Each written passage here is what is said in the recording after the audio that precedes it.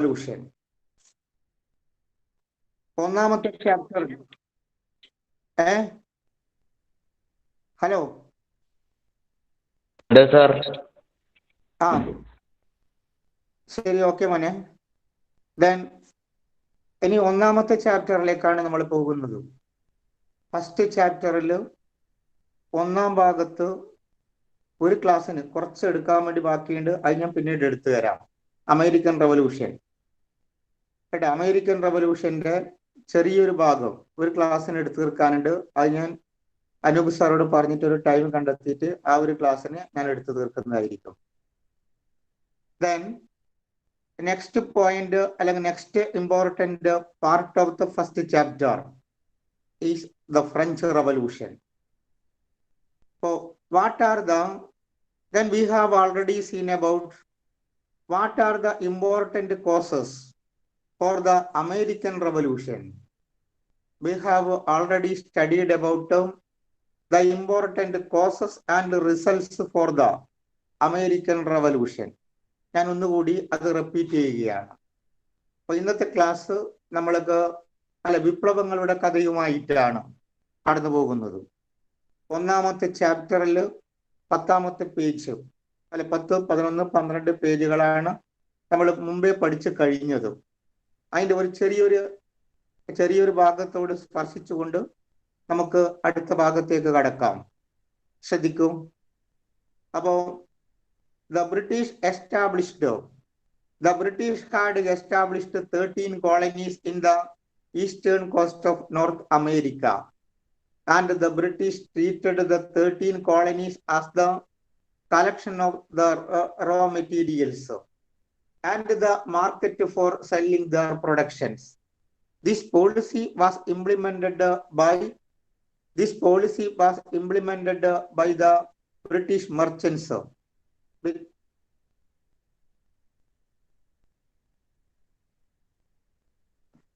Voice കുറവാണോ?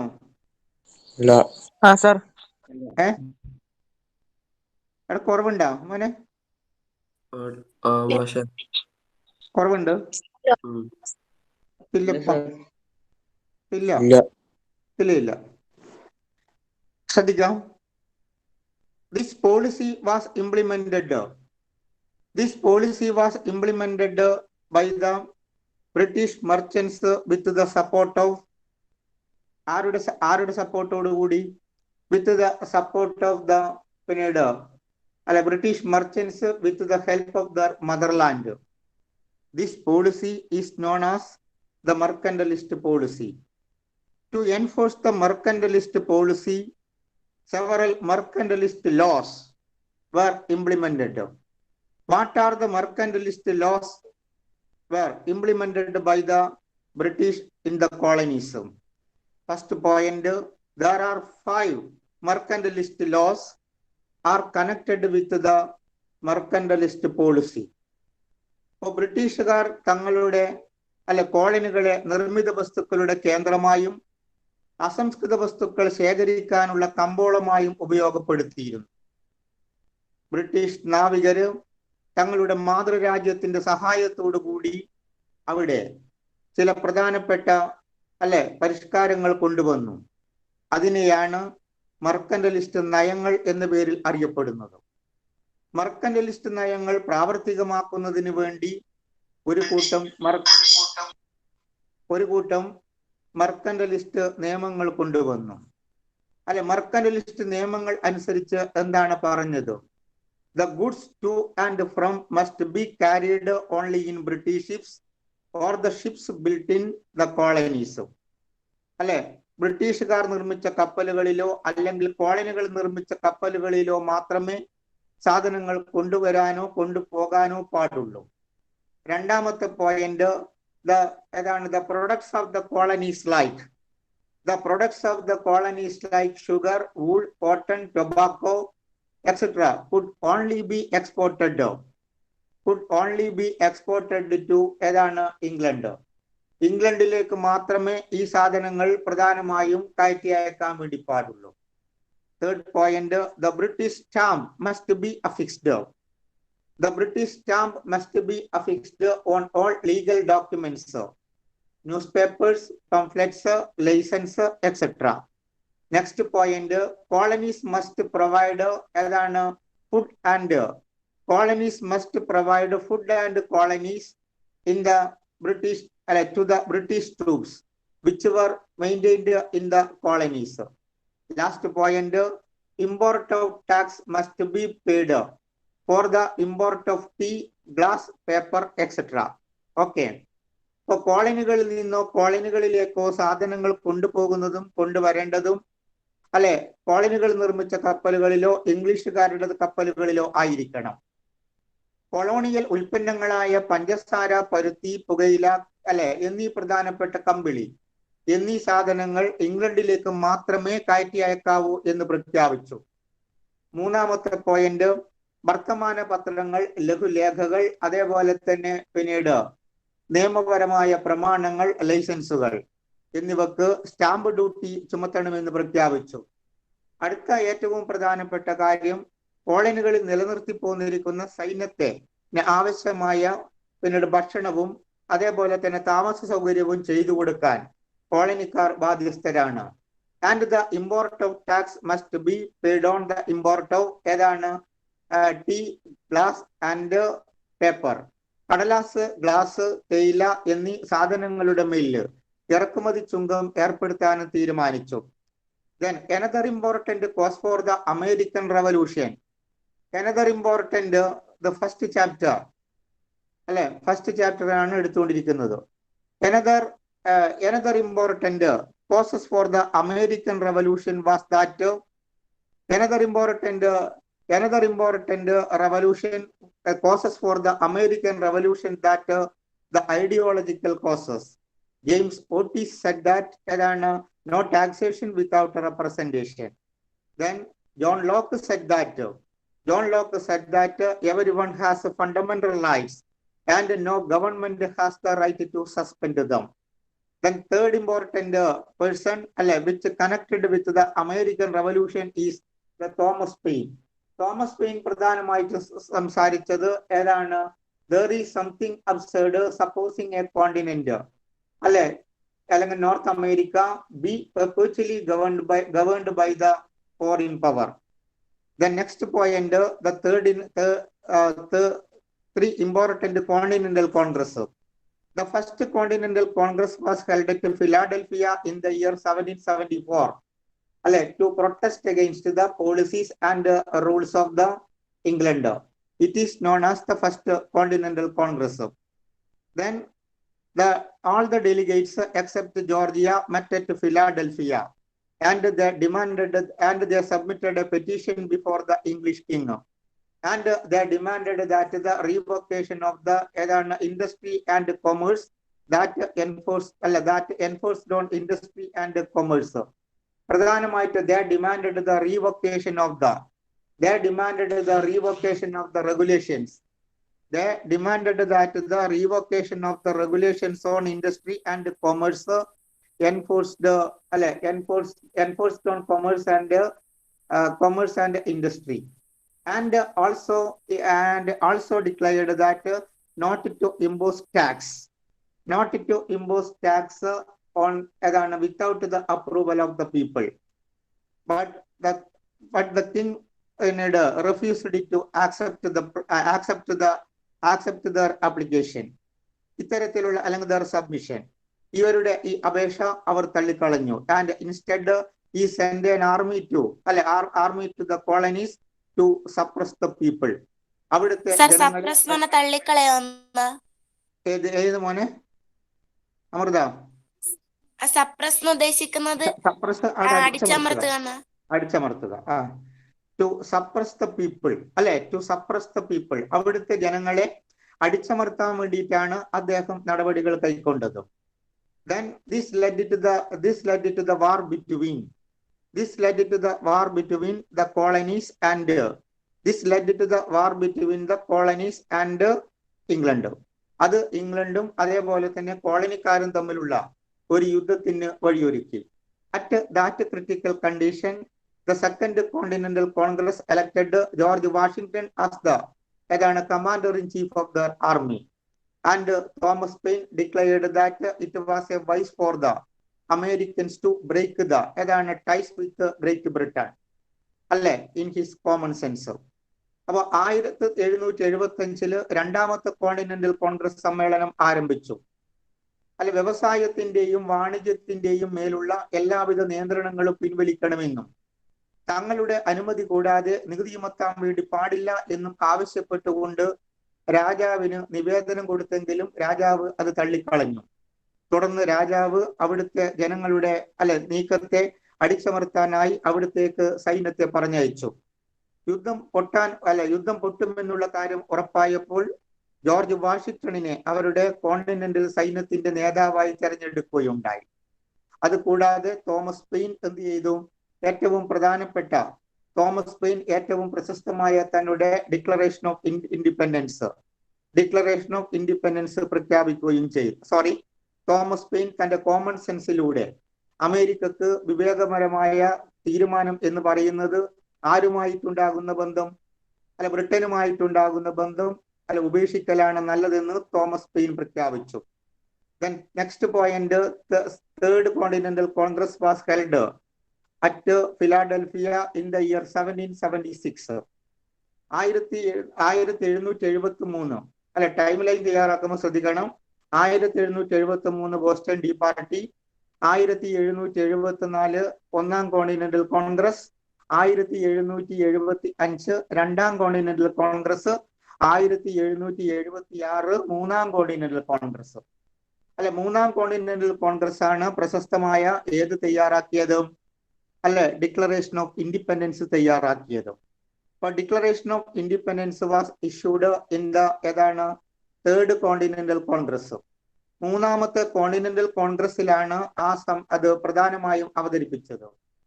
This independence, the Declaration of Independence was prepared by Thomas Jefferson and Benjamin Franklin.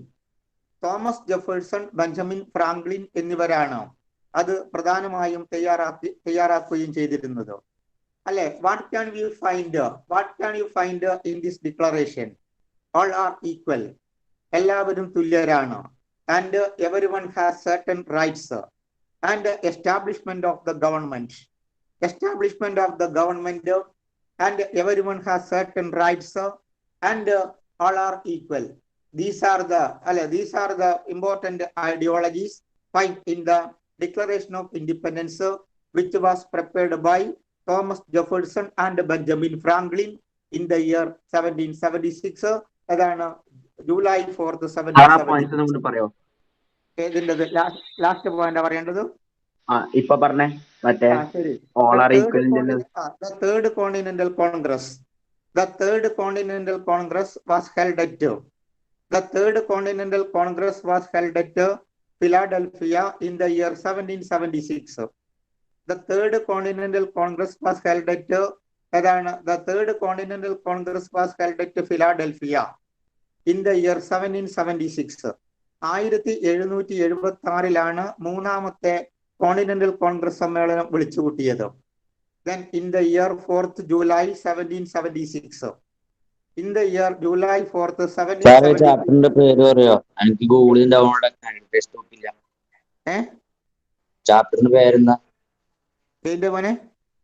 ഈ ചാപ്റ്ററിന്റെ ഒന്നാമത്തെ chapter ഏത് ബുക്കില്ല? ഒന്നാമത്തെ സോഷ്യലിന്റെ ഒന്നാമത്തെ പാഠഭാഗം മോനെ. ടെക്സ്റ്റ് ബുക്ക് ഏതാ? രണ്ടു ടെക്സ്റ്റ് ബുക്ക് ഇല്ലേ? റെവല്യൂഷന്റെ പേജ് നമ്പർ 11. ഇപ്പൊ എടുക്കുന്നത് പേജ് നമ്പർ 12, ഫസ്റ്റ് ചാപ്റ്റർ കേട്ടോ. അതിൽ ഓക്കെ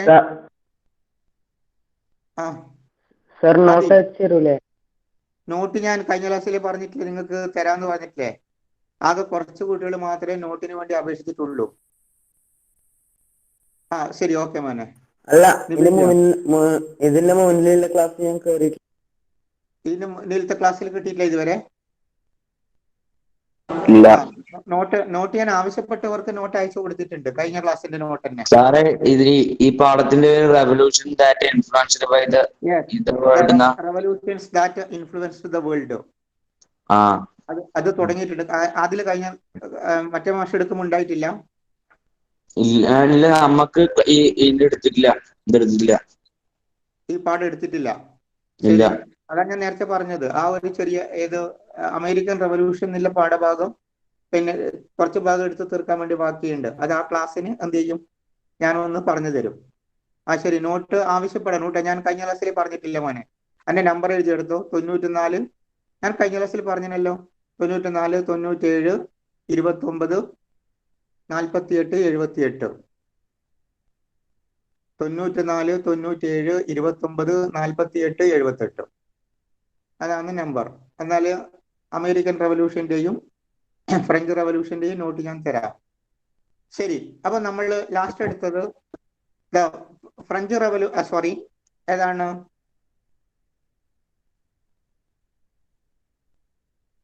ശ്രദ്ധിക്കാം. അത്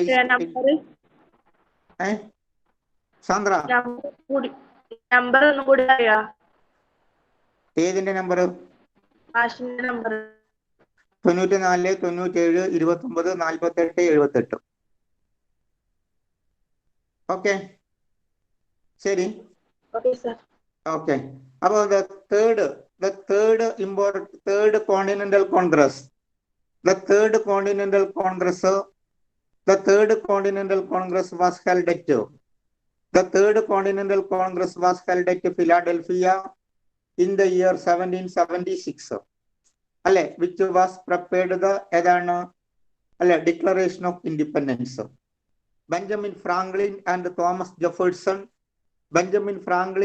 തോമസ് ജെഫേഴ്സൺ പ്രധാനമായിട്ടും ഏത് തയ്യാറാക്കി? ഈ ഡിക്ലറേഷൻ ഓഫ് ഇൻഡിപെൻഡൻസ് തയ്യാറാക്കി. Then പ്രധാനമായിട്ടും the 3 important ideas can find in the Declaration of Independence.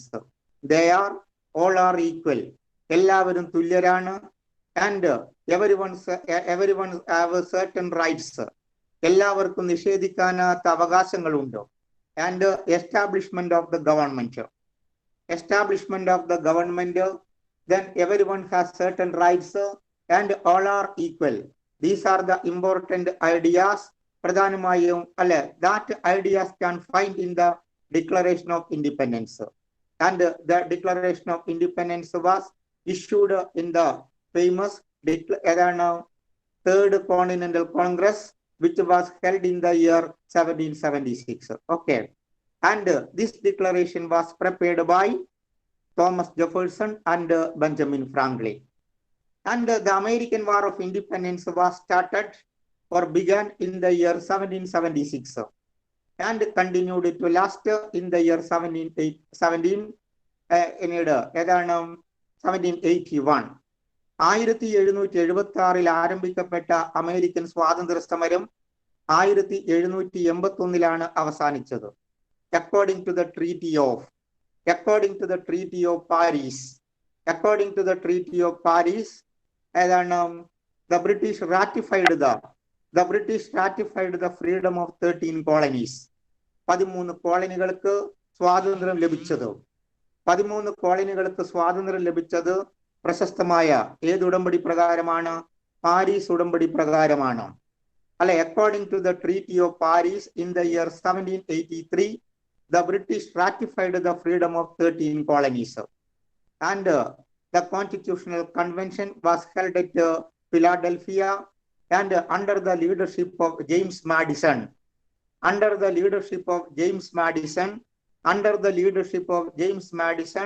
the American Constitution was framed.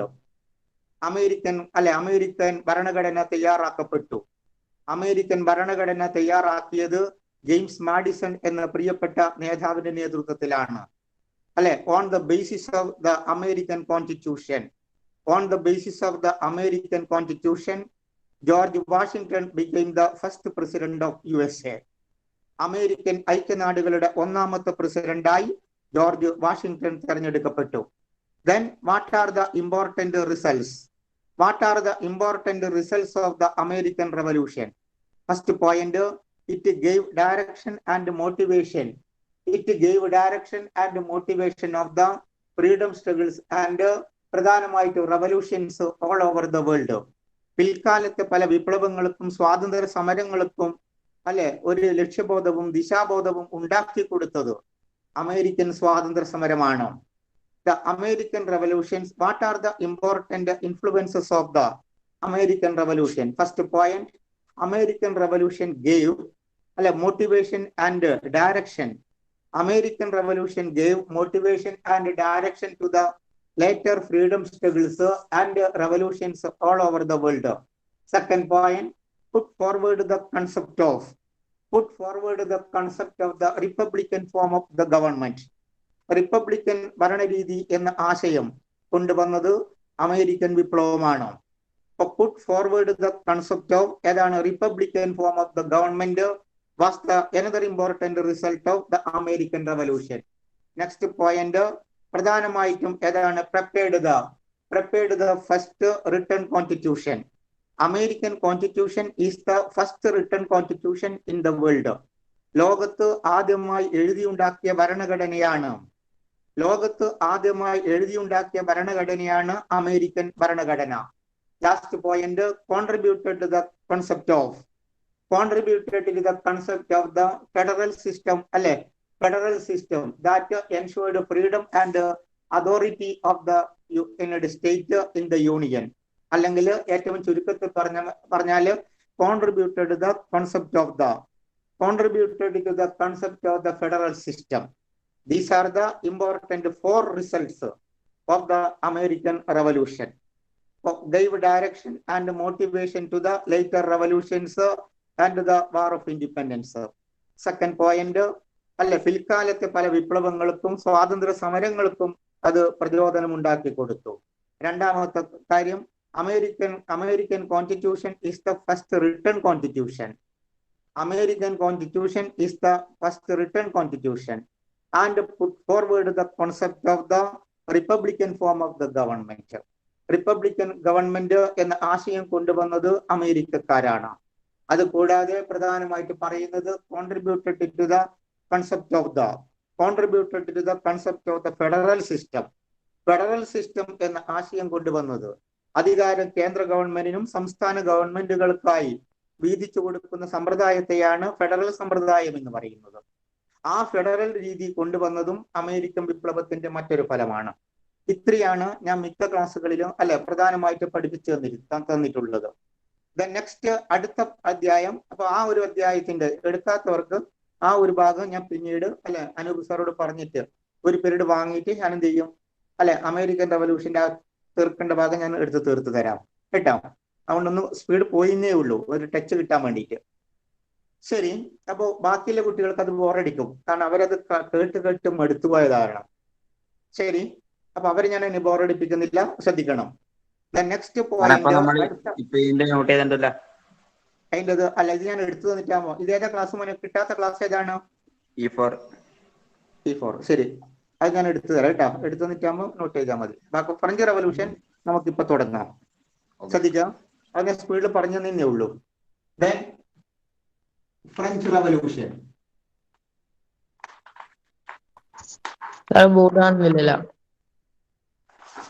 Clear ആയില്ലേ? തിരിയുന്നില്ല?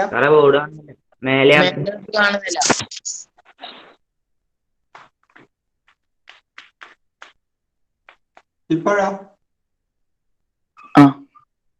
ഓക്കെ.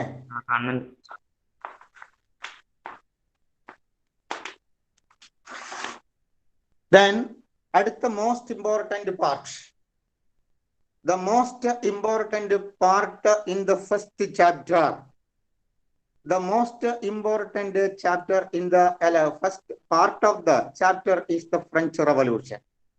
ഏറ്റവും പ്രധാനപ്പെട്ട ഭാഗമാണ് ഈ കഴിഞ്ഞ പരീക്ഷക്ക് SSLC പരീക്ഷക്ക് വന്ന ഒരു ചോദ്യം ഞാൻ നേരത്തെ പറഞ്ഞു കഴിഞ്ഞു. Important result of the American revolution ആണ്. ആ 4 പോയിന്റ് ആണ് വന്നത്. 4 പോയിന്റ് 4 മാർക്ക്. ഇതിൽ നിന്നാണ് essay വന്നത്. ഏതിൽ നിന്നു? ഈ ഫ്രഞ്ച് റവല്യൂഷൻ എന്ന ഭാഗത്ത് നിന്നാണ് essay എടുത്ത് ചോദിച്ചിട്ടുള്ളത്. വളരെ വളരെ ഇമ്പോർട്ടന്റ് ചാപ്റ്റർ ആണ് French revolution. The French Revolution started.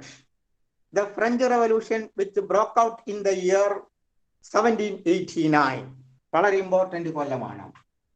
1789 1789 French വിപ്ലവം ആരംഭിച്ചത്. അല്ലെ, ചെറിയ നോട്ട് നിങ്ങൾ എപ്പോൾ തയ്യാറാക്കി വെച്ചോ കേട്ടോ, വളരെ സുഖമായിരിക്കും അത്, എന്നാൽ പഠിക്കാൻ എളുപ്പമാണ്. The French Revolution started in the year. The French Revolution which broke out in the year 1789. 789 അതിന്റെ മുമ്പിൽ ഒന്നും അല്ലെ. The French Revolution started in the year 1789. Then what are the causes for the outbreak of the French Revolution in the year 1789? There are several causes that contributed. There are several causes that contributed for the outbreak of the French Revolution. What are they? First point, the political causes. ഏറ്റവും പ്രധാനപ്പെട്ട ആദ്യത്തെ കാരണമാണ് political causes. Political causes is the one of the important causes for the French Revolution. French വിപ്ലവം ആരംഭിക്കാനുണ്ടായ ഏറ്റവും പ്രധാനപ്പെട്ട കാരണം അതിന്റെ രാഷ്ട്രീയപരമായ കാരണങ്ങളാണ്. രാഷ്ട്രീയപരമായ കാരണങ്ങളാലാണ് ഫ്രഞ്ച് വിപ്ലവം ആരംഭിക്കുന്നത്. 1789 ഫ്രഞ്ച് വിപ്ലവം അരങ്ങേറുന്നത്. And it is the one of the most important revolution that influenced the world. ലോകത്തെ സ്വാധീനിച്ച വിപ്ലവങ്ങളിൽ ഏറ്റവും പ്രധാനപ്പെട്ട വിപ്ലവമാണ് ഫ്രഞ്ച് വിപ്ലവം എന്നറിയപ്പെടുന്ന വിപ്ലവം. അമേരിക്കൻ വിപ്ലവത്തിന് പ്രാധാന്യമില്ല എന്ന് പറയുന്നില്ല. ലോകത്താദ്യമായി ഒരു ഭരണഘടന തയ്യാറാക്കിയതും റിപ്പബ്ലിക്കൻ ആശയവും ഫെഡറൽ ആശയവും കൊടുത്തുകൊണ്ട് പിൽക്കാലത്തെ പല വിപ്ലവങ്ങൾക്കും ഉത്തേജനം കൊടുത്തത് അമേരിക്കൻ വിപ്ലവമാണ്. ആ അമേരിക്കൻ വിപ്ലവം തന്നെയാണ് നമ്മുടെ ഫ്രഞ്ച് വിപ്ലവത്തിന് പ്രധാനമായിട്ടും പൊട്ടിപ്പുറപ്പെടാൻ ഇടവരുത്തിയത്.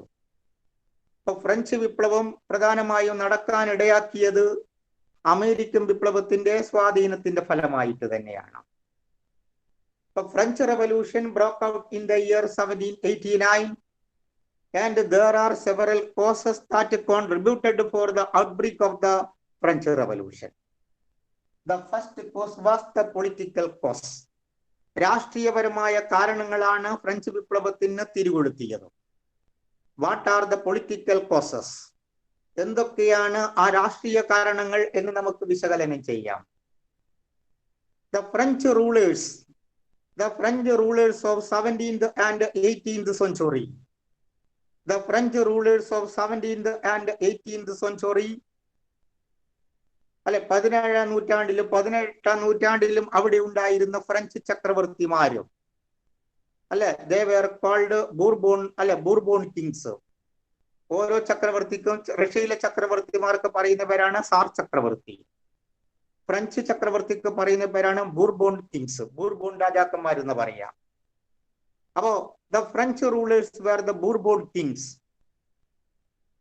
of the 17th and 18th century. And the Bourbon kings were followed autocratic rule. The Bourbon kings were followed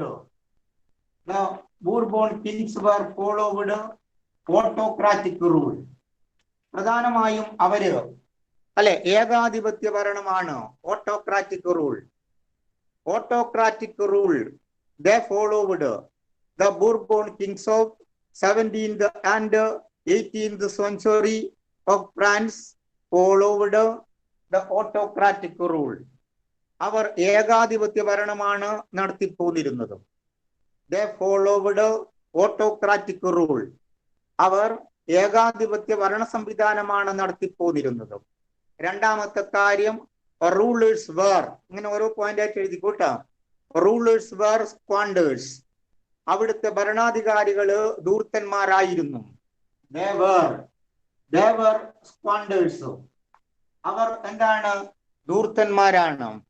The Bourbon kings were squanders and they followed autocratic rule. These are the most important political causes for the French revolution. French വിപ്ലവത്തിന്റെ പ്രധാനപ്പെട്ട രാഷ്ട്രീയപരമായ കാരണങ്ങളാണ് നമ്മൾ പഠിച്ചുകൊണ്ടിരിക്കുന്നത്. 17, 18 നൂറ്റാണ്ടുകളിൽ അവിടെ ഉണ്ടായിരുന്ന French ചക്രവർത്തിമാർ ഏകാധിപത്യ ഭരണമാണ് നടത്തിപ്പോന്നിരുന്നത്. രണ്ടാമത്തെ പ്രധാനപ്പെട്ട കാര്യം they were squanders. മൂന്നാമത്തെ പ്രധാനപ്പെട്ട പോയിന്റിലേക്ക് നമ്മൾ എത്തുന്നു.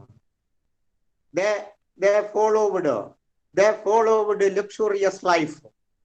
അവർ ആഡംബര ജീവിതമാണ് നയിച്ചു വന്നിരുന്നത്. they followed ഏതാണ് luxurious. they followed luxurious life. അവര് ആഡംബര ജീവിതമാണ് നയിച്ചു വന്നിരുന്നത്. 3 കാരണം മനസ്സിലാക്കി. The Bourbon kings of France in the 17th and 18th century followed autocratic rule. Clear? Second point, the Bourbon kings were squanders. Our ധൂർത്തന്മാരായിരുന്നു. Third point, they led a luxurious life. അവര് ആഡംബര ജീവിതമാണ് നയിച്ചു വന്നിരുന്നത്. At the same time, the majority of the people in France lived in misery. വളരെ ദുരന്തപൂർണമായ ജീവിതമാണ് ആര് നയിച്ചു വന്നിരുന്നത്? ഭൂരിഭാഗം ജനങ്ങളും. The majority of the people lived in misery. At the same time, the Bourbon kings led luxurious life. They followed autocratic rule. The next, they were squanders. These are the important causes for the French Revolution. എത്ര ഈസിയാ നോക്കൂ കുട്ടികളെ. French വിപ്ലവത്തിന്റെ കാരണങ്ങൾ മനസ്സിലാക്കുമ്പോൾ എന്ത് സുഖം നോക്ക് നിങ്ങൾ. First point, the Bourbon kings of 17th and 18th century in France followed autocratic rule. They were squanders and they led luxurious life. At the same time, the majority of the people in France lived in misery. അവർ ദുരന്തപൂർണമായ ജീവിതം നയിച്ചു വന്നപ്പോൾ ആഡംബരത്തിലും ധൂർത്തിലും പ്രധാനമായിട്ടും നടത്തിക്കൊണ്ട് ഒരു ഏകാധിപത്യ ഭരണ സമ്പ്രദായത്തിലാണ് അവിടുത്തെ French ചക്രവർത്തിമാര് ശ്രദ്ധ പതിപ്പിച്ചിരുന്നത്. ആ ചക്രവർത്തിമാർ ആരൊക്കെയാണെന്ന് നമുക്കൊന്ന് പരിചയപ്പെടാം. വളരെ രസകരമായ ചാപ്റ്ററാണ്. അത്രക്ക് തേനും പാൽ ഒഴുകുന്ന തരത്തിലുള്ള ഒരു പാഠഭാഗമാണ് ഈ ഫ്രഞ്ച് റവല്യൂഷൻ. ഇനി നമുക്ക് ആ ചക്രവർത്തിമാരൊന്ന് പരിചയപ്പെടാം. ഇനി ഈ ഭാഗത്തെ കുറിച്ച് ആർക്കെങ്കിലും സംശയമുണ്ടോ? മോനെ സാന്ദ്ര ഇല്ല. ആദിൽ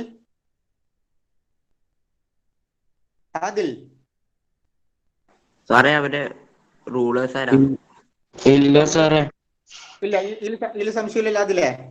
ഇല്ല സാറേ. Okay, very good. ഇനി ആ റൂളേഴ്സിനെ നമുക്കൊന്ന് പരിചയപ്പെടാം. അത്രക്ക് രസമാണ്. ഞാൻ നേരത്തെ പറഞ്ഞു കഴിഞ്ഞു. Who were the rulers in the ruled France in the 17th and 18th century? ഈ 17, 18 നൂറ്റാണ്ടുകളിൽ ഫ്രാൻസ് ഭരിച്ചിരുന്ന ചക്രവർത്തിമാർ ആരൊക്കെയാണ്? ഫസ്റ്റ് പോയിന്റ്, ആദ്യത്തെ ഏറ്റവും പ്രധാനപ്പെട്ട അവിടുത്തെ ഭരണകർത്താവാണ് Luis the 14th. Louis the 14th was the most important ruler. ആദ്യത്തെ ഭരണാധികാരിയാണ് ലൂയി 14 എന്നറിയപ്പെടുന്ന ഭരണാധികാരി. ലൂയി 14 എന്നറിയപ്പെടുന്ന ഭരണാധികാരിയാണ് ധൂർത്തിലും അതേപോലെ തന്നെ ആഡംബര ജീവിതത്തിലും മുഴുകിക്കൊണ്ട് ധൂർത്തിലും അതേപോലെ തന്നെ അവിടുത്തെ ആഡംബരത്തിലും മുഴുകിയ ഏറ്റവും പ്രശസ്തനായ ഭരണാധികാരിയാണ് ലൂയി 14 എന്നറിയപ്പെടുന്ന ഭരണാധികാരി. അദ്ദേഹം പ്രഖ്യാപിച്ചു ഐ ആം ദ സ്റ്റേറ്റ്. അദ്ദേഹം proclaimed that I am the state എന്നാണ് അദ്ദേഹം പ്രഖ്യാപിച്ചത്. I am the state. I am the state means ഞാനാണ് രാഷ്ട്രം or I am the state എന്ന് പ്രഖ്യാപിച്ച ഭരണാധികാരിയാണ് ലൂയി 14. അവിടുത്തെ ഫ്രഞ്ച് ബൂർബോൺ രാജവാഴ്ചയുടെ ഏറ്റവും ഉത്തമോദാഹരണമായി നമുക്ക് കണക്കാക്കാൻ വേണ്ടി പറ്റുന്നത് ലൂയി 14 എന്നറിയപ്പെടുന്ന ഭരണകർത്താവാണ്. അദ്ദേഹത്തിന്റെ വാക്ക് ശ്രദ്ധിക്കൂ, ഞാനാണ് രാഷ്ട്രം.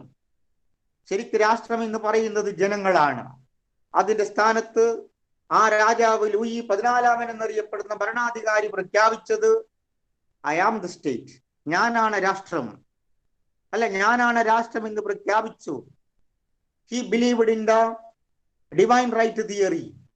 അദ്ദേഹം ദൈവദത്ത അധികാര സിദ്ധാന്തത്തിൽ വിശ്വസിച്ചു. ഡിവൈൻ റൈറ്റ് തിയറി അല്ലെ, ഹി ബിലീവ്ഡ് ഇൻ ദ ഏതാണ് divine right theory. According to this theory he was appointed by the gods. He was appointed by the god. So he is only answerable to the gods. അത് അദ്ദേഹം പറഞ്ഞത്. എന്നെ നിയമിച്ചിരിക്കുന്നത് ദൈവമാണ്. അല്ലെ, ഞാൻ ദൈവത്താലാണ് നിയമിക്കപ്പെട്ടിരിക്കുന്നത്. അതുകൊണ്ട് തന്നെ അല്ലെ, ആൻസറബിൾ ടു ദ ഗോഡ്. ഞാൻ ഉത്തരം പറയേണ്ടത് ദൈവത്തോട് മാത്രമാണെന്നാണ് അദ്ദേഹം പ്രധാനമായും സൂചിപ്പിച്ചത്. ആര്? ലൂയി 14. അപ്പൊ ലൂയി 14 എന്നറിയപ്പെടുന്ന ഭരണാധികാരിയാണ് ഏറ്റവും പ്രശസ്തനായ ആദ്യത്തെ ബൂർബോൺ രാജാവ്. അദ്ദേഹം പ്രഖ്യാപിച്ചു ഐ ആം ദ സ്റ്റേറ്റ്, ഞാനാണ് രാഷ്ട്രം എന്ന് അദ്ദേഹം പ്രഖ്യാപിക്കുകയുണ്ടായി. ആ ഞാനാണ് രാഷ്ട്രം എന്ന് പ്രഖ്യാപിച്ചതിലൂടെ മനസ്സിലാക്കാൻ വേണ്ടി പറ്റുന്നത്, ദൈവദത്ത അധികാര സിദ്ധാന്തത്തിൽ വിശ്വസിച്ച അദ്ദേഹം എന്നെ നിയമിച്ചിരിക്കുന്നത് ദൈവമാണെന്നും അതുകൊണ്ട് ദൈവത്തോട് മാത്രമാണ് താൻ ഉത്തരവാദപ്പെട്ടിരിക്കുന്നത് എന്നും അദ്ദേഹം പ്രഖ്യാപിക്കുകയുണ്ടായി. അടുത്ത ഭരണാധികാരിയെ നമുക്കൊന്ന് കാണാം. Louis the 15th. അല്ലെ, Louis the 15th was another important ruler. അടുത്ത ഭരണാധികാരിയാണ് ലൂയി 15 എന്നറിയപ്പെടുന്ന ഭരണകർത്താവ്. ലൂയി 15 അടുത്ത ഏറ്റവും പ്രധാനപ്പെട്ട ഭരണകർത്താവ്. അദ്ദേഹം പറഞ്ഞത് എന്താണെന്നറിയോ? After me the deluge. എനിക്ക് ശേഷം പ്രളയം എന്നാണ് ആര് സൂചിപ്പിച്ചത്? നമ്മുടെ അടുത്ത ഭരണാധികാരിയായ ലൂയി 15 പ്രഖ്യാപിച്ചത്. ആഫ്റ്റർ മീ ദ ഡെല്യൂജ്, എനിക്ക് ശേഷം പ്രളയമാണ്, എന്റെ കാലശേഷം പിന്നെ ഫ്രാൻസേ വേണ്ട എന്ന് പ്രഖ്യാപിച്ച ഭരണാധികാരിയാണ് Louis 15. Next ruler was Louis the 16th. അടുത്ത ഭരണാധികാരിയാണ് ലൂയി 16 എന്നറിയപ്പെടുന്ന ഭരണാധികാരി. അല്ലെ, പാവം. Louis the 16th was a good man. നല്ലൊരു മനുഷ്യനാണ്, പാവം മനുഷ്യനാണ്. അല്ലെ, Louis the 16th was a good ruler. നല്ലൊരു ഭരണാധികാരിയാണ്. ബട്ട് അല്ലെ, ഹി വാസ് എ പ്രോബ്ലം. അദ്ദേഹത്തിന് ചില പ്രശ്നങ്ങളുണ്ട്.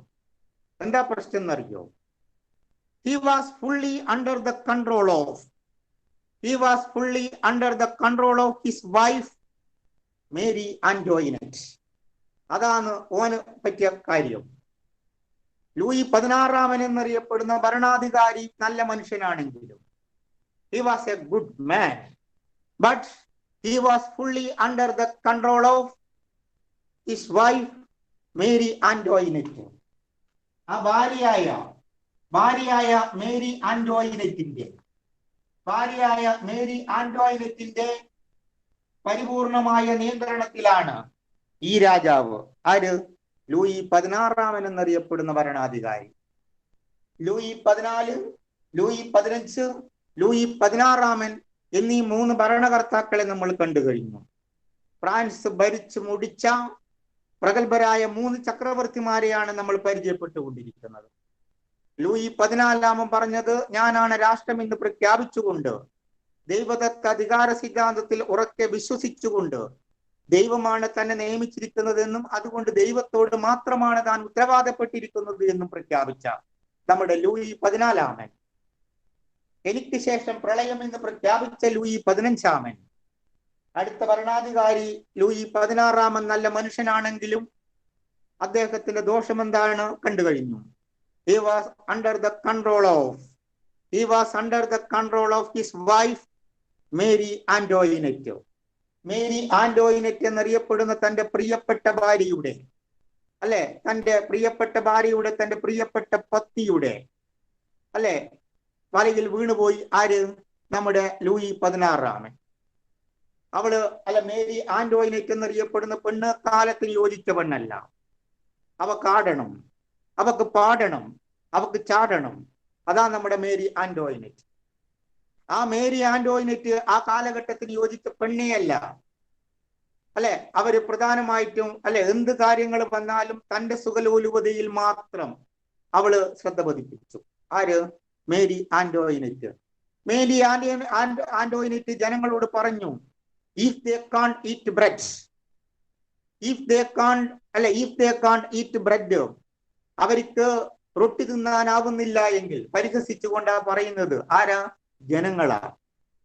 ജനങ്ങളെ പ്രധാനമായിട്ട് പരിഹസിച്ചുകൊണ്ട് പറയുന്ന മേരി ആന്റോയിനെറ്റിനെയാണ് അവിടെ കാണപ്പെടാൻ വേണ്ടി പറ്റുന്നത്. ജനങ്ങൾ പ്രധാനമായിട്ട് എന്താണ് ദുഃഖിച്ചുകൊണ്ട്, അല്ലെ, അവിടെ ഒരു കാര്യമുണ്ട്. 10 പേരും 10 ജനങ്ങളെ എടുത്താൽ അതിൽ 9 പേരും പട്ടിണി കൊണ്ട് മരണപ്പെട്ടപ്പോൾ, അല്ലെ, ഒരാൾ ദഹനക്കേട് കൊണ്ടാണ് മരിക്കുന്നത്. മനസ്സിലായില്ലേ?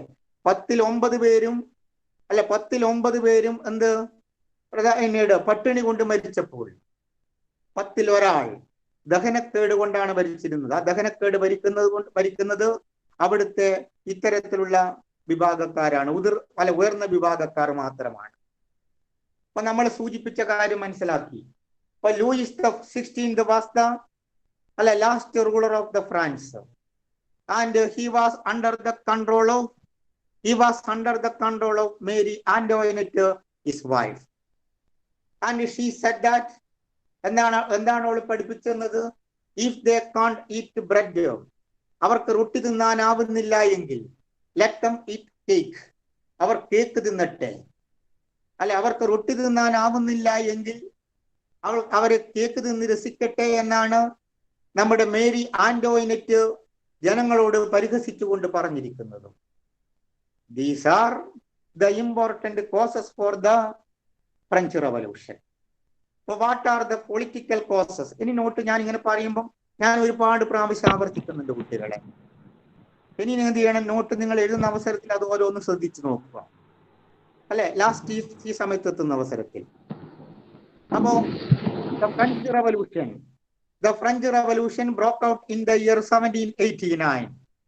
There are several causes that contributed for the outbreak of the French Revolution. First point, the Bourbon kings of France in the 17th and 18th century followed autocratic rule. Then there were squanders, and the minority, or including king, പ്രധാനമായിട്ടാണ് led the luxurious life.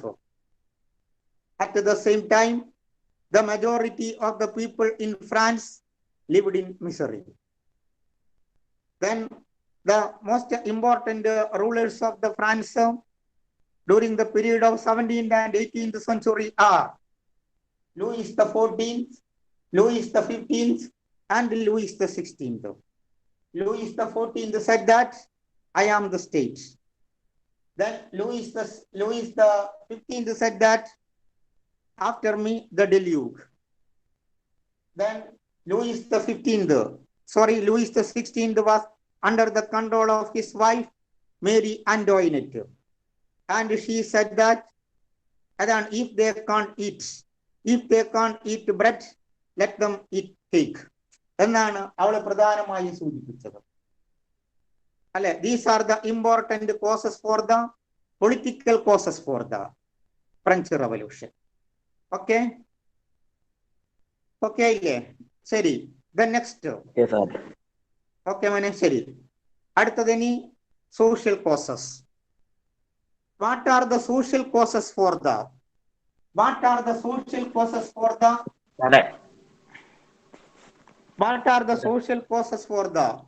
സാറേ, ഈ രാജാക്കന്മാര് French നാട്ടുകാർ തന്നെയാ? French നാട്ടുകാര് തന്നെയാ രാജാക്കന്മാര്? അതന്നെ അടുത്ത രാജാക്കന്മാർ തന്നെയാണ്. മറ്റ് പുറമേ നിന്ന് വന്നവരല്ല, ഇംഗ്ലീഷുകാരെ പോലെയല്ല, അടുത്ത രാജാക്കന്മാർ തന്നെയാണ്. പക്ഷെ രണ്ട് റെവല്യൂഷൻ നിങ്ങൾ കാണുമ്പോൾ വ്യത്യാസം കാണുന്നുണ്ടല്ലോ. അമേരിക്കൻ റെവല്യൂഷൻ എന്ന് പറയുന്നത് അവിടെ ഭരിച്ചിരിക്കുന്ന ഇംഗ്ലണ്ട് ഭരിച്ച ഇംഗ്ലീഷുകാർക്കെതിരായിട്ടാണ് സമരം ചെയ്തത് അമേരിക്കൻ കോളനിവാസികൾ. ഇവിടെ നടത്തുന്നത് ഫ്രാൻസിലെ ജനങ്ങൾ അവിടുത്തെ രാജാക്കന്മാർക്കെതിരായിട്ട് തന്നെയാണ് സമരം നടത്തുന്നത്. മനസ്സിലായില്ലേ? അതാണ് ഫ്രഞ്ച് വിപ്ലവം. ശരി. Then what are the other important causes?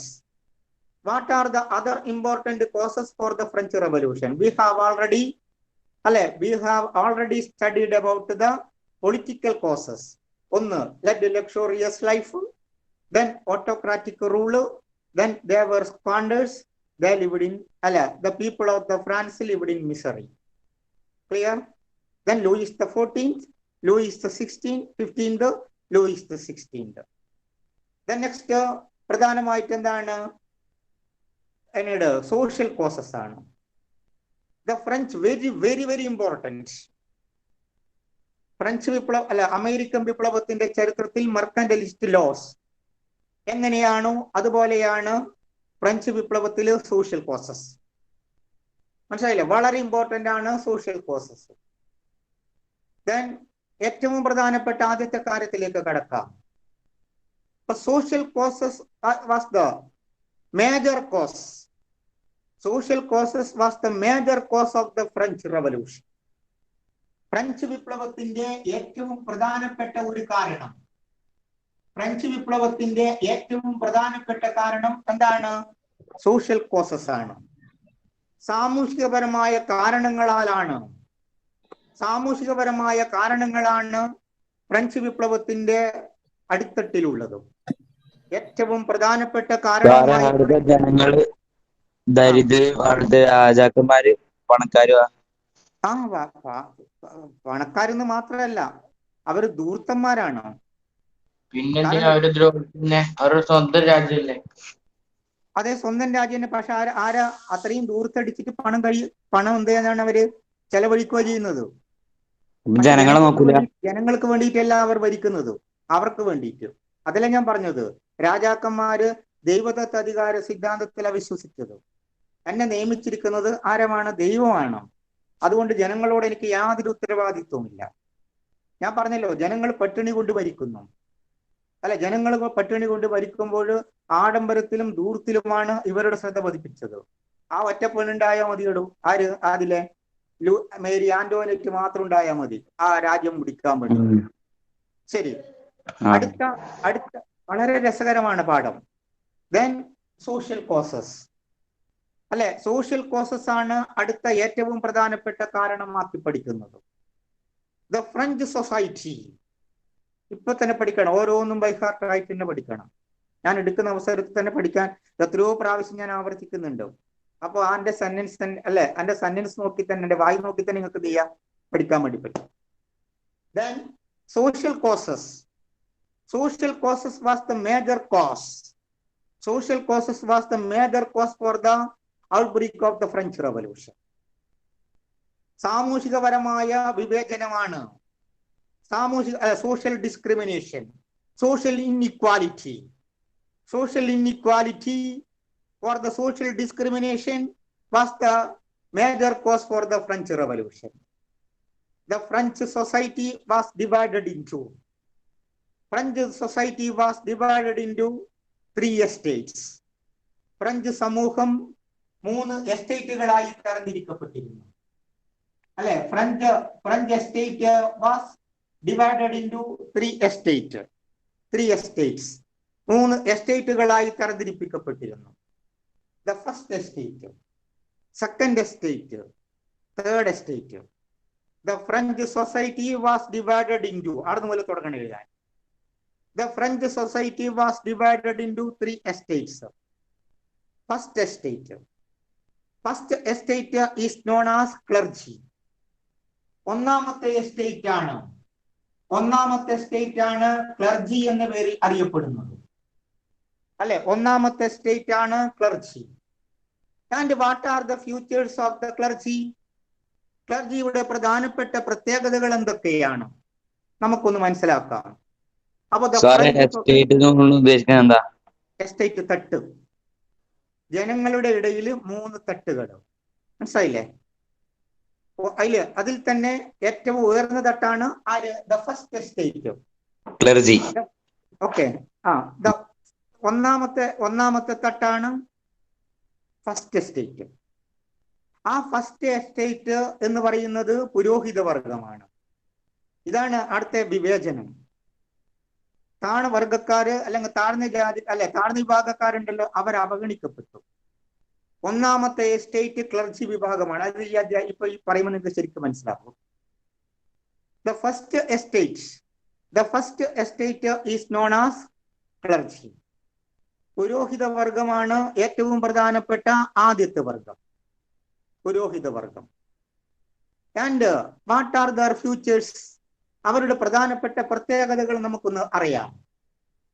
They exempted from all taxes. They exempted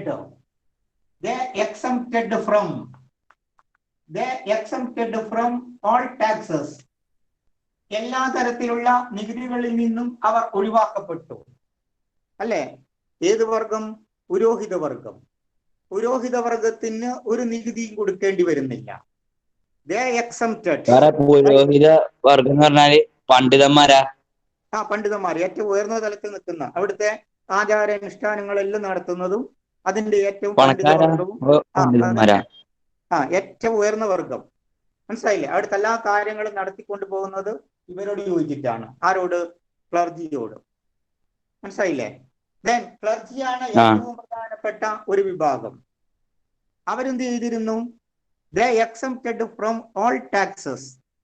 ഒരു നികുതിയും അവർ കൊടുക്കേണ്ട. രാജ്യത്തിലേക്ക് വേണ്ടി ഒരു നികുതിയും കൊടുക്കാൻ അവർക്ക് അധികാരമുണ്ടായിരുന്നില്ല.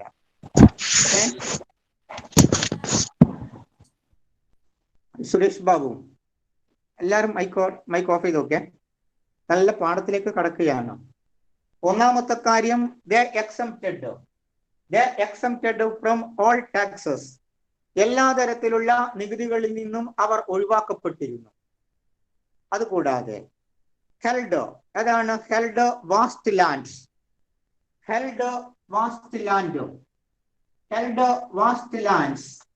പ്രധാനമായും അവര് എന്ത് ചെയ്തിട്ടുണ്ട്? ധാരാളം പ്രദേശങ്ങൾ, ധാരാളം ഭൂപ്രദേശങ്ങൾ കൈവശം വെച്ചു പോന്നു. അല്ലെ? They held vast lands. അടുത്തത് ഏതാണ്? They exempted from all taxes. അതുകൂടാതെ they collected a tax from the farmers. കർഷകരിൽ നിന്നും അവര് ഒരു നികുതി ഈടാക്കിയിരുന്നു. They collected a tax called ഇതേ എന്ന പേരിൽ അറിയപ്പെടുന്ന ഒരു കരം. They collected a tax from the farmers.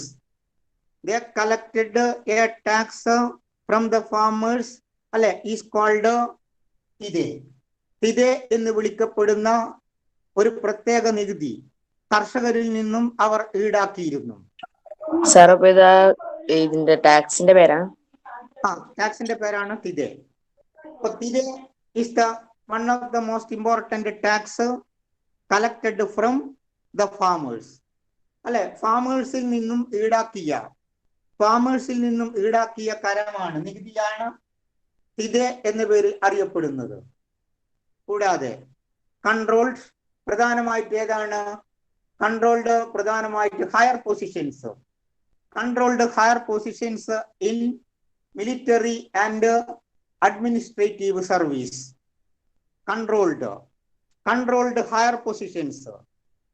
controlled higher positions in military and administrative service. ഭരണതലത്തിലും, നാലാമത്തെ പോയിന്റ്, ഭരണതലത്തിലും അതേപോലെ തന്നെ അഡ്മിനിസ്ട്രേറ്റീവ്, അഡ്മിൻ ആൻഡ് പ്രധാനമായിട്ട് ഏതാണ്? മിലിറ്ററി. അതേപോലെ തന്നെ മിലിറ്ററി സർവീസും അതിലെ ഉയർന്ന ഉദ്യോഗം നിയന്ത്രിച്ചിരുന്നത് അല്ലെ ഈ പുരോഹിത വർഗമാണ്. ഇപ്പൊ ലാസ്റ്റ് പോയിന്റ് ഒരിക്കൽ കൂടി, controlled the higher positions, controlled the higher positions, controlled the higher positions in, controlled the higher positions in military and controlled the higher positions in military and administrative service. These are the important features of clergy for the first estate. The French society was divided into 3 estates. 3 എസ്റ്റേറ്റുകളായി അത് തരംതിരിക്കപ്പെട്ടിരുന്നു. 3 തട്ടുകളായി തരംതിരിക്കപ്പെട്ടിരുന്നു French സമൂഹം. The first estate is known as the clergy. Then what are their futures? First point, they exempted from all taxes. Second point, held vast lands. Third point, collected a tax from the farmers called tithe. The next point, controlled the higher positions in military and പ്രധാനമായിട്ട് administrative service. These are the important features of clergy. Okay. The next point. സാറേ clergy എന്ന് പറയുന്ന ആൾക്കാര് പട്ടാളത്തിലും അതേപോലെ തന്നെ നേതാക്കന്മാരാ, സൈനിക വിഭാഗത്തിന്റെയും ഉയർന്ന പദവികൾ അടുത്ത വലിയ നേതാക്കന്മാരുണ്ടാവുമല്ലോ, നമ്മളിവിടെ ജനറലെല്ലാം പറയുന്ന മാതിരി അല്ലെ, അതിന്റെ ഏറ്റവും ഉയർന്ന പദവിയിൽ ആര് മാത്രമാണ് ഉണ്ടാവുക? ഈ ക്ലർജി മാത്രമാണ് ഉണ്ടായിരുന്നത്. മനസ്സിലായി? ഹയർ പൊസിഷൻ ഞാൻ പറഞ്ഞില്ല വാക്കില്, കൺട്രോൾഡ് ദ ഹയർ പൊസിഷൻ, കുടുംബ പുരോഹിത വർഗം. Then controlled the higher positions, controlled the higher positions in administrative and military ഏതാണ് പൊസിഷൻസ് അല്ലെ. അത്തരത്തിലുള്ള ഉയർന്ന വിഭാഗങ്ങൾ മിക്കതും കുത്തകയാക്കി വെച്ചിരുന്നത് ഈ പുരോഹിത വർഗമാണ്. അടുത്ത് നമുക്ക് സെക്കൻഡ് എസ്റ്റേറ്റ്, രണ്ടാമത്തെ എസ്റ്റേറ്റിനെ കുറിച്ചൊന്ന് പറയാം. ദ സെക്കൻഡ് എസ്റ്റേറ്റ് നോട്ട് കുറിച്ച് വെക്കണേ, അതിന്റെ ഇമ്പോർട്ടന്റ് ചോദ്യം 8 മണിക്ക് ആരംഭിക്കും. അപ്പൊ രണ്ടാമത്തെ പ്രധാനപ്പെട്ട പോയിന്റ്, രണ്ടാമത്തെ ഏറ്റവും പ്രധാനപ്പെട്ട പോയിന്റ് ആയിട്ട് പറയുന്നത് the second estate is known as nobility. Nobility ആണ് രണ്ടാമത്തെ. Nobility is the second estate. രണ്ടാമത്തെ പ്രധാനപ്പെട്ട എസ്റ്റേറ്റ് ആണ് പ്രഭുവർഗം. ഞാൻ അതാ നേരത്തെ ചോദിച്ചല്ലോ, ഫ്രഞ്ച് സമൂഹത്തിൽ എന്തുകൊണ്ടാണ് ഇങ്ങനൊരു വിവേചനം ഉണ്ടാകുന്നത്? അത് ഫ്രഞ്ച് സമൂഹം 3 വ്യത്യസ്ത തട്ടുകളായിട്ടാണ് ഉണ്ടായിരുന്നത്. ഒന്നാമത്തെ തട്ടിൽ പ്രഭുക്കം പുരോഹിതന്മാർ വിലസിയപ്പോൾ അതാ രണ്ടാമത്തെ തട്ടിൽ എത്തിയിരിക്കുന്നു ആര്? നമ്മുടെ പ്രഭുവർഗക്കാർ, നോബിലിറ്റി. പ്രഭുവർഗമാണ് രണ്ടാമത്തെ പ്രധാനപ്പെട്ട വർഗം. And what are there futures? അവരുടെ പ്രധാനപ്പെട്ട പ്രത്യേകതകൾ നമുക്കൊന്ന് കാണാം. What are there futures? ഒന്നാമത്തത്, they exempted from all taxes. നേരത്തെ പഠിച്ച അതേ പോയിന്റ് തന്നെ. they exempted from all taxes. they exempted from all taxes. അടുത്തത്, they held vast lands. they held vast land. ധാരാളം ഭൂപ്രദേശങ്ങൾ അവർ കൈയടക്കി വെച്ചിരുന്നു അല്ലെ. they exempted from all taxes, നേരത്തെ അതേ പോയിന്റ് തന്നെ. രണ്ടാമത്തത്, they held vast land. അവർ ധാരാളം ഭൂപ്രദേശങ്ങൾ കൈവശം വെച്ച് പോകുന്നു. മൂന്നാമത്തെ point, they led luxurious life. നേരത്തെ പഠിച്ച അതേ point. they led luxurious life. അവർ ആഡംബരപൂർവമായ ജീവിതമാണ് നയിച്ചു വന്നിരുന്നത്. ക്ലർജി കൂടുതൽ എളുപ്പത്തിൽ പഠിക്കുന്നു, കാരണം നേരത്തെ പഠിച്ച പോയിന്റ് തന്നെയാണ് കംപ്ലീറ്റ്. ഒന്നാമത്തെ പോയിന്റ്, ആദ്യത്തെ വിഭാഗമായ ക്ലർജിയിൽ പെട്ടവരെ രാജാക്കന്മാരാവല്. അതിൽ അങ്ങനെ പറയുന്നില്ല. ഒരു രാജകുടുംബത്തിൽ ഒരു രാജാവ് മരിച്ചാൽ പിന്നീട് അവരെ പുത്രനായിരിക്കുമല്ലോ അടുത്ത രാജാവ്. നമ്മൾ ഇന്ത്യയിൽ എന്തിനുണ്ട്, ഒരുപാട് ചക്രവർത്തിമാരുണ്ടായിട്ടില്ലേ? അതേപോലെയാണ് അവിടെയും ഒരു ചക്രവർത്തി മരിച്ചാൽ അടുത്തത് എന്തായിരിക്കും? അവരെ മക്കളായിരിക്കും ഉണ്ടാവുക. ഇതൊരു പ്രത്യേക വിഭാഗം തന്നെയാണ്. അവരെ നോക്കി നടത്താൻ വേണ്ടിട്ട് അവരെ കാര്യങ്ങൾ അപ്പൊ ആ ചക്രവർത്തിക്ക് പെൺമക്കളാണെങ്കിലോ? പെൺമക്കളാണെങ്കിൽ ചിലപ്പോൾ ഇവരുടെ അനിയനോ അല്ലെങ്കിൽ ആ കുടുംബത്തിൽ ബന്ധപ്പെട്ട ആൾക്കാരായിരിക്കാം. അങ്ങനെ ആണെന്നില്ല, അടുത്ത ചക്രവർത്തിക്ക് രാജ്ഞിക്കും എന്ത് ചെയ്യാൻ ഭരിക്കുന്നതിന് തടസ്സമൊന്നുമില്ല. പക്ഷെ ഈ കാലഘട്ടത്തിൽ അങ്ങനത്തെ ഒന്നുമില്ല അല്ലെ. അടുത്ത നമ്മളെ മേരി ആന്റോയിന്റെ പോലത്തെ ഒന്നുണ്ടായാൽ മതി അല്ലെ, ഓള നിയന്ത്രിച്ചത് ശരിക്കും. പക്ഷെ അവിടെ അങ്ങനെ പ്രത്യേകിച്ചിട്ട് ഈ കാലഘട്ടത്തിൽ നമുക്ക് ഒരു രാജ്ഞിന്റെ ചരിത്രം അവിടെ പഠിക്കുന്നില്ല. ശരി, അടുത്ത പോയിന്റ്. അപ്പോ they exempted from all taxes. Second point, they held vast land. Third point, they led luxurious life. അവര് ആഡംബര ജീവിതമാണ് നയിച്ചു വന്നിരുന്നത്. അതുകൂടാതെ പ്രധാനമായിട്ടും മറ്റൊരു കാര്യം, അപ്പോ exempted from all taxes, they held vast land and they led luxurious life and engaged in military service. They engaged in military service. അവർ ഏതില് കൂടുതൽ താല്പര്യം കാണിച്ചു? They engaged in military service. Yes, they engaged in military service. പ്രധാനമായും സേനാ വിഭാഗത്തിലും അല്ലെ, സേനാ വിഭാഗത്തിൽ അവർ ഏറ്റവും കൂടുതൽ താല്പര്യം പ്രകടിപ്പിച്ചു. They engaged in military service and collected many taxes. And collected various taxes from farmers.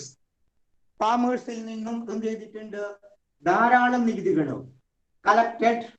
collected various taxes അല്ലെ. നേരത്തെ മറ്റവര് ഒരു നികുതിയെ കളക്ട് ചെയ്തിട്ടുള്ളൂ. ആര്? ക്ലർജി ഒരു തരത്തിലുള്ള നികുതി മാത്രമേ, അതാണ് തിരേ എന്ന പേരിൽ അറിയപ്പെടുന്നത്. ബട്ട് ഏതാണ്?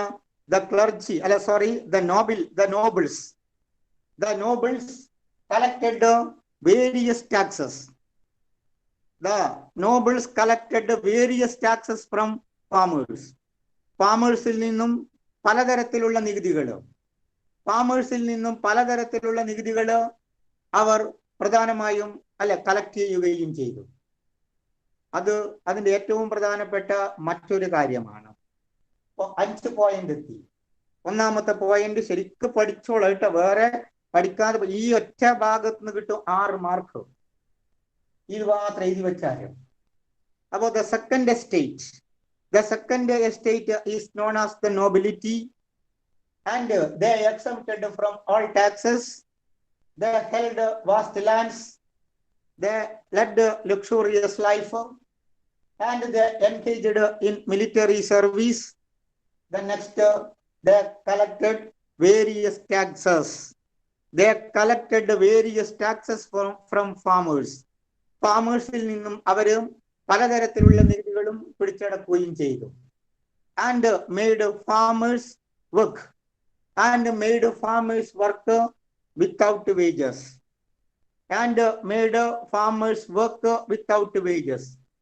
എന്ത് ചെയ്തു എന്നറിയോ? കൂലി കൊടുക്കാതെ കർഷകരെ കൊണ്ട് അവർ ജോലി ചെയ്യിപ്പിക്കും. മനസ്സിലായില്ലേ? പ്രഭുവർഗത്തിന്റെ പ്രധാനപ്പെട്ട ഭൂസ്വത്തുക്കളിൽ കൂലി കൊടുക്കാതെ രാപ്പകലിൽ നിന്നില്ലാതെ ഈ ഫാമേഴ്സിനെ കൊണ്ട്, കർഷകരെ കൊണ്ട് ജോലി ചെയ്യിപ്പിക്കുന്ന പതിവ് അവർക്കുണ്ടായിരുന്നു. കൂലിയൊന്നും കൊടുക്കില്ല. അപ്പൊ അത്തരത്തിലുള്ള ഒരു ദുരിതപൂർണമായ മാത്രമല്ല, അവർ അധ്വാനിച്ച് കിട്ടുന്ന പണത്തിന്റെ ഒരു പങ്ക് അവര് ആർക്ക് കൊടുക്കണം? നമ്മുടെ പ്രഭുവർഗത്തിനെയും അതേപോലെ തന്നെ നമ്മുടെ പുരോഹിത വർഗത്തിനെയും തീറ്റിപ്പോറ്റാൻ കൊടുക്കണം. മാത്രമല്ല ഗവൺമെന്റിന് നികുതി കൊടുക്കണം. അപ്പൊ നികുതി ഭാരം മുഴുവനും ആരുടെ മേലിലാണ് അടിച്ചേൽപ്പിക്കപ്പെട്ടത് കുട്ടികളെ? ഫാമേഴ്സിന്റെ മേലിലാണ് അല്ലെ. അവിടുത്തെ കർഷകരുടെ മേലിലാണ് അത് പ്രധാനമായും അടിച്ചേൽപ്പിക്കപ്പെട്ടത്. അപ്പോ last point, the farmers made ഏതാണ്? ഫാമേഴ്സ് മെയ്ഡ് അല്ലെങ്കിൽ പ്രധാനമായിട്ടും make farmers work without wages. These are the other important peculiarities of the second estate is known as nobility. നോബിലിറ്റിയുടെ പ്രത്യേകതകൾ 6 എണ്ണമുണ്ട്. എന്തൊക്കെയാണ് പ്രത്യേകതകൾ കുട്ടികളെ? ഒന്നാമത്തെ point exempted from all taxes. രണ്ടാമത്തെ point, they held vast lands.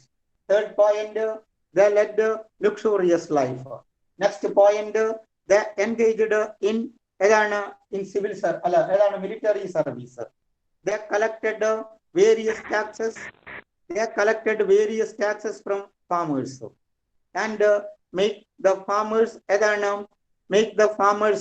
പ്രധാനമായിട്ട് എന്ത് ചെയ്തിട്ടുണ്ട്? make the farmers work without wages. make the farmers work without wages. കൂലി കൊടുക്കാതെ അല്ലെ make the farmers പ്രധാനമായിട്ടും എന്ത് ചെയ്തിട്ടുണ്ട്? വിത്തൗട്ട് വേജസും. അവർക്ക് കൂലി കൊടുക്കാതെ അവരെ കൊണ്ട് കൂടുതൽ സമയം ജോലി ചെയ്യിപ്പിച്ചു. These are the important causes for the French revolution. അപ്പൊ രണ്ട് കാരണങ്ങൾ കണ്ടു കഴിഞ്ഞു.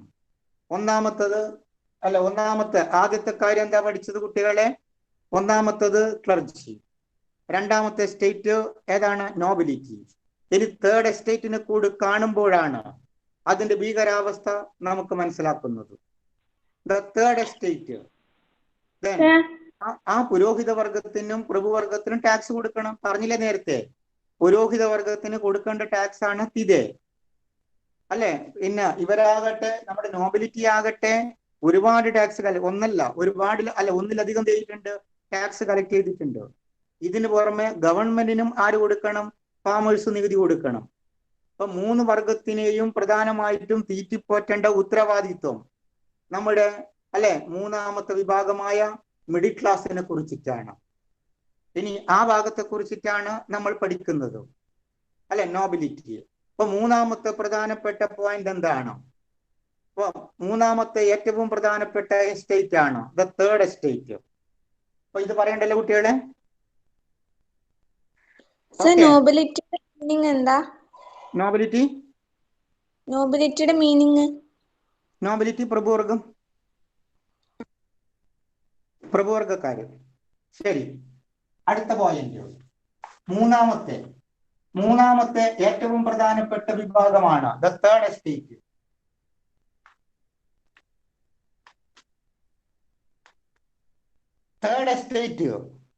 തേർഡ് എസ്റ്റേറ്റ് ഏതൊക്കെയാണ്? The third estate is known as the middle class. Third estate പ്രധാനമായിട്ടും മൂന്നാമത്തെ മധ്യവർഗവും ഉൾക്കൊള്ളുന്ന വിഭാഗമാണ്. ആരൊക്കെയാണ് ഈ മധ്യവർഗക്കാര്? മിഡിൽ ക്ലാസ് പീപ്പിൾ ആണ്. മധ്യവർഗങ്ങൾ ഉൾക്കൊള്ളുന്ന വിഭാഗമാണ് third estate. Traders, writer, lawyers, ഏറ്റവും പ്രധാനപ്പെട്ട ആദ്യത്തെ വിഭാഗമാണ് ട്രേഡേഴ്സ്. വ്യാപാരികൾ. രണ്ടാമത്തത് ലോയേഴ്സ്. റൈറ്റേഴ്സ്.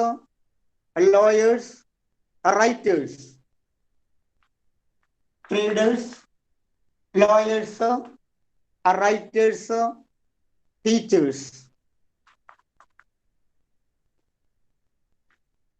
അതൊക്കെയാണ് ട്രേഡേഴ്സ്. വ്യാപാരികള്, ഒഫീഷ്യൽസ് ലോയേഴ്സ്, ഒഫീഷ്യൽസ് എന്നീ പ്രധാനപ്പെട്ട വിഭാഗങ്ങൾ അതിൽ ഉൾക്കൊള്ളുന്നു. ഒഫീഷ്യൽസ്,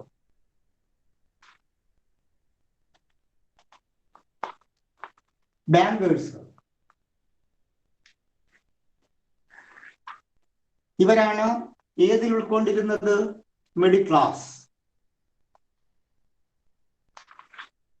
അപ്പോ third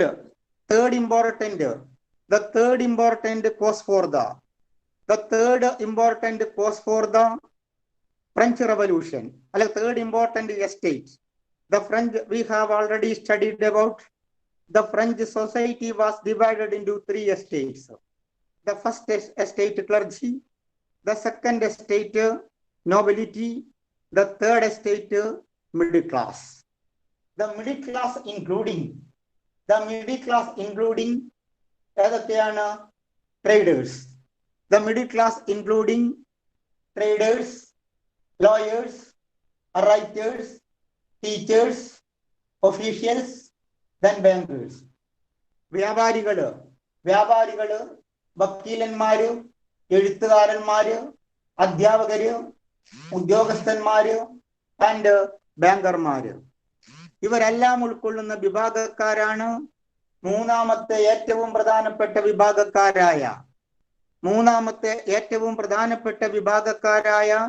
മിഡിൽ ക്ലാസ് പീപ്പിൾ. അത് മാത്രമല്ല,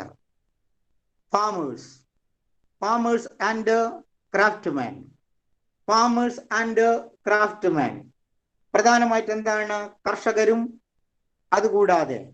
കർഷകരും അതേപോലെ തന്നെ കൈത്തൊഴിലുകാരും കരകൗശല വിദഗ്ധന്മാരും ഉൾക്കൊള്ളുന്നതാണ്. Farmers and craftsmen also included in the third estate. മൂന്നാമത്തെ എസ്റ്റേറ്റ് എന്ന് പറയുന്നത് ആരൊക്കെയാണ്? ഒന്നാമത്തത് ദ മിഡിൽ ക്ലാസ് എന്ന് പറയുന്നത് 6 വിഭാഗക്കാരാണ്. ആൻഡ് ദ ഫാമേഴ്സ് ആൻഡ് ക്രാഫ്റ്റ്മെൻ, കർഷകരും അതേപോലെ തന്നെ കരകൗശല വിദഗ്ധന്മാർ ഉൾക്കൊള്ളുന്ന വിഭാഗം, അതുകൂടാതെ മിഡിൽ ക്ലാസ് എന്നിവ പ്രധാനമായും ഉൾക്കൊള്ളുന്ന വിഭാഗമാണ് തേർഡ് എസ്റ്റേറ്റ്. അപ്പോൾ what are the important features of the third estate നമുക്കൊന്ന് കാണാം. First point, the third estate including traders, lawyers, writers, teachers, officials and bankers and also the farmers and the craftsmen. ഇവരെല്ലാം തന്നെ ഉൾക്കൊള്ളുന്ന വിഭാഗമാണ് മൂന്നാമത്തെ പ്രധാനപ്പെട്ട വിഭാഗമായ തേർഡ് എസ്റ്റേറ്റ് എന്ന പേരിൽ അറിയപ്പെടുന്നത്. ഇനി അവരുടെ ഫ്യൂച്ചേഴ്സ് നമുക്കൊന്ന് കാണാം. അല്ലെ, അവരുടെ ഫ്യൂച്ചേഴ്സ് നമ്മൾ നേരത്തെ കണ്ടു കഴിഞ്ഞിട്ടുണ്ട്. The farmers paid many taxes, അത് നമ്മൾ നേരത്തെ കണ്ടല്ലോ. The farmers paid many taxes to the clergy and the nobles. പുരോഹിതന്മാർക്കും അതേപോലെ തന്നെ പുരോഹിത വർഗത്തിനും പ്രഭുവർഗത്തിനും അവർ വ്യത്യസ്ത നികുതികൾ കൊടുത്തിരുന്നു. ഓർമ്മയുണ്ടല്ലോ അല്ലെ? ഏതാണ് പ്രധാനമായിട്ടും ഏറ്റവും പ്രധാനപ്പെട്ട? Gave taxes to the clergy and the nobles. Gave taxes to clergy and the nobles. This was the one of the important feature of the feature of the middle class. Second point, low social status, താഴ്ന്ന സാമൂഹിക പദവി. Law social status ആണ് അടുത്ത ഏറ്റവും പ്രധാനപ്പെട്ട പ്രത്യേകത. അവരുടെ ഏറ്റവും പ്രധാനപ്പെട്ട പ്രത്യേകതകൾ എന്തൊക്കെയാണ്? ഒന്നാമത്തത് low social status. Second point, low social status is the one of the most important feature of the middle class people. താഴ്ന്ന സാമൂഹിക പദവിയാണ് അവർക്കുണ്ടായിരുന്നത്. And gave taxes to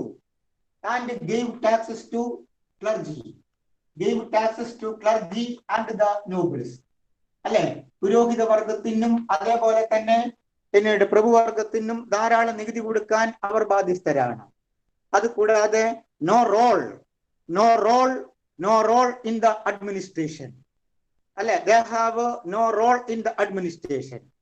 ഭരണരംഗത്ത് ഒരു റോളും അവർക്കുണ്ടായിരുന്നില്ല. No role in the administration was another important. No role in the administration was the fourth point. അടുത്തത്, they have already given a tax to the government. They had already given a land tax. They had already given a land tax to the government, is known as തൈലെ എന്ന പേരിൽ അറിയപ്പെടുന്ന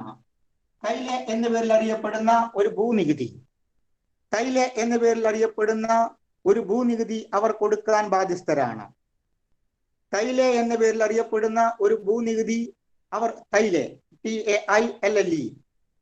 എന്ന പേരിൽ അറിയപ്പെടുന്ന ഒരു നികുതി അവർ കൊടുക്കാൻ ബാധ്യസ്ഥരായിരുന്നു. അത് ആ നികുതി ആർക്കാ കൊടുക്കേണ്ടത്? ഗവൺമെന്റിന്. They had given a land tax. ഒരു ഭൂനികുതിയാണ്. They had given A land tax to the government is called Thailand. These are the important features of the third estate. The third estate including the middle class. Middle class. The third estate was the middle class, including traders, then bankers, lawyers, then writers, officials, and bankers, etc. And farmers and craftsmen also including the third estate. And what are their futures? First point, പ്രധാനമായിട്ടും low ഏതാണ് ഏറ്റവും പ്രധാനപ്പെട്ട ഒരു കാര്യം പ്രധാനമായിട്ട് സൂചിപ്പിക്കുന്നത് low social status. Low social status is the one of the most important feature. Second point, paid taxes to the clergy and nobles. Third point, no role in the administration. And next point, പ്രധാനമായിട്ട് എന്താണ്, they had given many taxes to the government such as Thailand.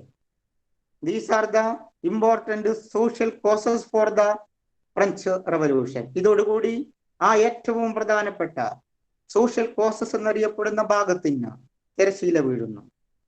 We have already studied about complete ഭാഗം ഒരിക്കൽ കൂടി അല്ലെ, ആരും മുങ്ങാൻ വേണ്ടി നോക്കണ്ട. Then കുറെ ആൾക്ക് അത് സ്പെഷ്യൽ ക്ലാസ് ഉണ്ടാവും, ചില സ്കൂൾ ക്ലാസ് ഉണ്ടാവും. ദെൻ ഇവിടെ നിർത്തുകയാണ്. ഇനി ഞാൻ ചോദ്യത്തിലേക്ക് കടക്കുകയാണ്. വളരെ ഇമ്പോർട്ടന്റ് പാഠഭാഗം ഒരിക്കൽ കൂടി വളരെ ക്ലിയർ ആയി ശ്രദ്ധിച്ചൊരു കുട്ടിക്ക് ഇത് മനപ്പാടായിരിക്കുക. ഇപ്പൊ തന്നെ പാഠം അല്ലെ നമ്മുടെ മനസ്സിൽ അങ്ങോട്ടേക്ക് അങ്ങ് കേറുന്നുണ്ട്. Then what are the causes for that? We have already studied about the two important causes for the French Revolution. അല്ലെ ഏതാണ്? Those are the political causes and the economic causes. First, political causes. The Bourbon kings of France in the 17th and 18th century followed autocratic rule, and they were squanders. They led a luxurious life. Louis XIV said that I am the state. Louis XV said that after me the deluge. Mary Antoinette, the wife of Aranum, Louis XVI, പ്രധാനമായിട്ട് proclaimed that let them, if they can't eat bread, അല്ലെ പ്രധാനമായിട്ട് അങ്ങനെ റൊട്ടി തിന്നാൻ വേണ്ടി പറ്റുന്നില്ല എങ്കിൽ let them eat cake എന്നാണ് പരിഹസിച്ചുകൊണ്ട് പറഞ്ഞത്. Then another important causes for the ഏതാമനെ അതിൽ മേരി ആന്റോണിറ്റ് പറഞ്ഞതാ. മേരി ആന്റോണിറ്റ് പറഞ്ഞ വാക്കാ വേണ്ടത്. if they can't eat bread, let them eat cake. If they can't eat bread, let them eat cake എന്നാണ് മേരി ആന്റോണിറ്റ് പറഞ്ഞത്. Then അടുത്ത point നമ്മുടെ ഏതാണ്? Social causes. അതാണ് ഏറ്റവും ഇമ്പോർട്ടന്റ്. ഇത്രയും ഈ സോഷ്യൽ കോസസ് അത്രയും ഭാഗം എഴുതിയാൽ 6 മാർക്കായി. ഒന്ന് ആലോചിച്ച് നോക്കിയാട്ടെ, എത്ര സിമ്പിൾ ആയിട്ട് നമുക്ക് പഠിക്കാൻ വേണ്ടി പറ്റുന്നറിയോ കുട്ടികളെ? അപ്പോ the social inequality is the another important cause for the French Revolution. The French society was divided into 3 strata or the 3 estates. The first estate is known as the clergy. Then the clergy exempted from all taxes, and they held vast lands, controlled administrative higher positions in the administrative and military service, and collected a tax from the farmers called tide. Second point, nobility collected many taxes, various taxes from farmers, then exempted from all taxes, held vast lands, engaged in military service, then Canada make farmers work without wages. Then third estate, middle class. Middle class including traders, writers, lawyers, officials, and teachers. and bankers, and farmers and craftsmen. Then what are their futures? First point, law. Law ഏതാണ്? Social status. Then paid various taxes to clergy and the nobles. No role in the administration, and had given a tax to the government, land tax to the government called Thaile. These are the important causes for the major causes for the French Revolution. That is the social inequality. അത്രയാണ് ആ ഒരു ഭാഗം. Main points: French Revolution broke out in the year 1789. Okay, 1789 ആരംഭിച്ചത്. Two causes already studied about. First point, political causes, foundersum, പിന്നീട് അതാണ് led luxurious life, autocratic rule. Louis XV, Louis XVI, Louis XIV, 15th and 16th, Mary Antoinette. Clear? The next point, social causes divided into 3 estates. First estate, clergy. Second estate, nobility. Third estate, middle class. Conclusion. The two important causes. Two important causes we have already studied about. Political causes. Second, the major cause was that the social inequality. French society was divided into 3 groups, 3 estates. First estate, clergy. Second estate, nobility. Third estate, middle class. Okay. Then ചോദ്യത്തിലേക്ക് കടക്കുകയാണ്. പ്രിയപ്പെട്ട കുട്ടികൾ, അല്ലെ, നമ്മൾ ഇത്രയും ശ്രദ്ധിച്ചു, ഇത്രയും clear ആയിട്ട് നമ്മൾ ആകെ അത്രയും എടുത്തിട്ടുള്ളൂ, അല്ലെ? നമ്മുടെ കുട്ടികൾ അതിന് കൃത്യമായ തരത്തിൽ നമുക്ക് ആൻസർ പറയാൻ വേണ്ടി പറ്റണം കുട്ടികളെ. ദെൻ ആദ്യത്തെ ചോദ്യം ചോദിക്കുന്നത് കൃഷ്ണേന്ദു.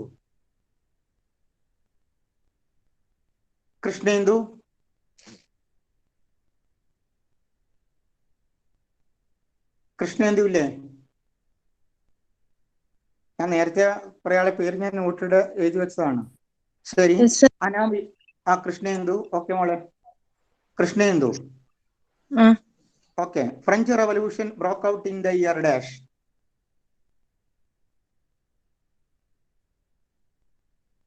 എപ്പോഴാണ് ഫ്രഞ്ച് വിപ്ലവം ആരംഭിച്ചത്? 1789 അല്ലെ? അടുത്ത question, the French society was divided into, okay, the French society was divided into 3 groups, 3 estates.